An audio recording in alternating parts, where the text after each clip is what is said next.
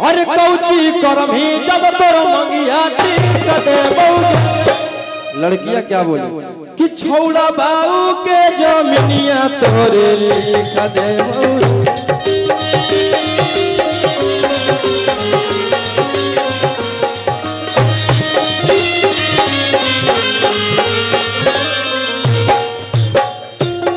Hello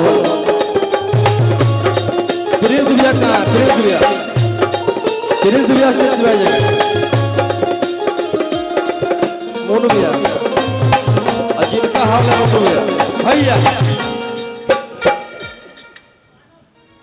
कि थाना police से डरवाऊ नहीं गे आ तोरा चक्कर में मरवाऊ नहीं गे कि रंगदारी ऐसे बनलू मोर पहचान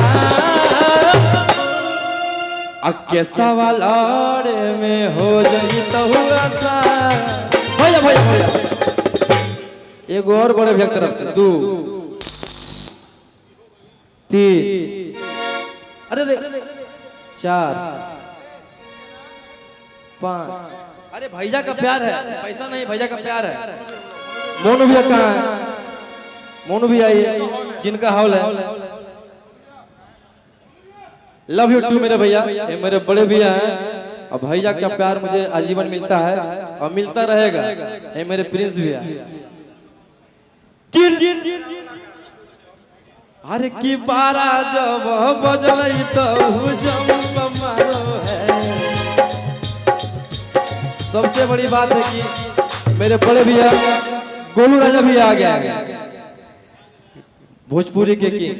और भैया का नहीं कहना है, भैया दिन रात गाना सुनते रहते हैं। जब से पंप मारो आया है भैया को दीवाना बना दिया। और देखिए मोनू भी आए जिनका हॉल है। चला मोनू भी है, इन्हीं का हॉल है रीति रिवाज। और भैया का भी आशीर्वाद प्यार मिलता है कि बारा जब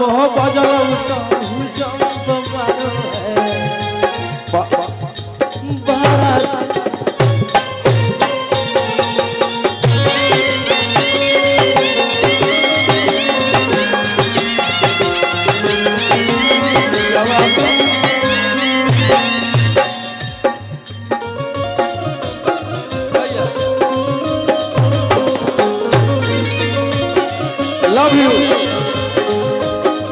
रहे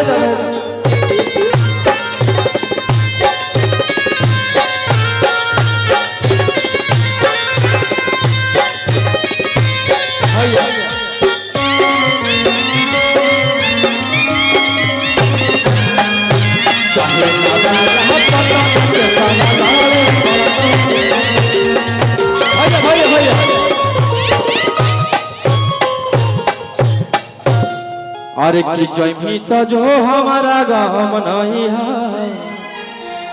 आकि तोरा नियन माल हमारा काम नहीं है।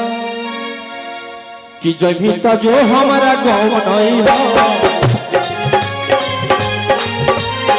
तोरा नियन माल हमारा काम नहीं है।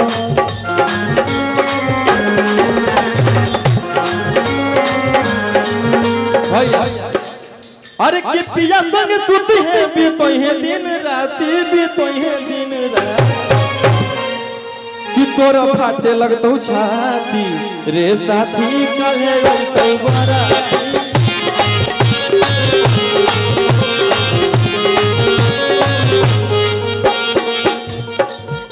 और बहुत सारे गाना आ रहा है मार्केट में, सारा गाना गाएंगे तो सुबह हो जाएगा।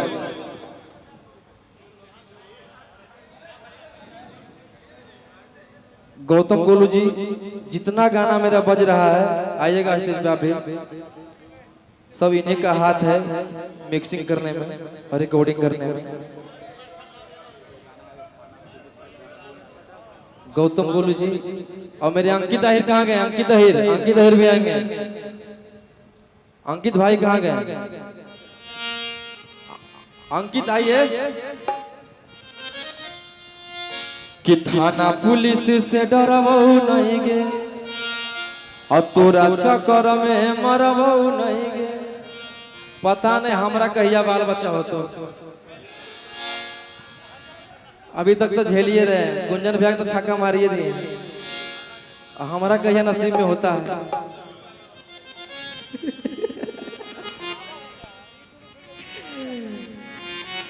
कि रंगधारी से बनलो मोर पहचान अके सवाल में हो जाई तो बनलो गुंजन भैया से जान